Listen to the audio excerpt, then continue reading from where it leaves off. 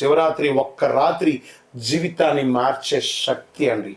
ఆ శివుడు గరళకంఠుడు బోలాశంకరుడు మనకందరికీ అనుగ్రహం ఇచ్చే అందరికీ ఒక శుభదినం చెప్పచ్చు. నమస్కారం భక్తులారా.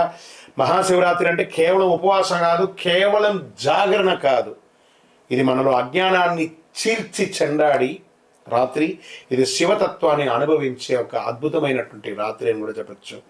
శివరాత్రి ఎందుకు అంత ప్రత్యేకమో, ఈ ఒక్కరోజు ఎందుకు జీవితానికి కీలకమో, నిజంగా శివుడు ఏమి ఇస్తాడో మీకు స్పష్టతగా అర్థమవుతుంది ఈ వీడియో పూర్తి చూస్తే. శివ అంటే శుభం, రాత్రి అంటే అజ్ఞానం.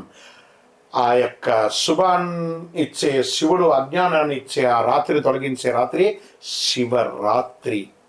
అజ్ఞానం నశించి శుభతత్వం వెలుగులోకి వచ్చే రాత్రి. ఈ రాత్రి శివుడు పుట్టినరోజు కాదండి, బాగా గుర్తుపెట్టుకొని. వివాహం జరిగిన రోజు మాత్రమే కాదండి, ఇది మన చైతన్యాన్ని మేలుకొలిపే రోజు కూడా.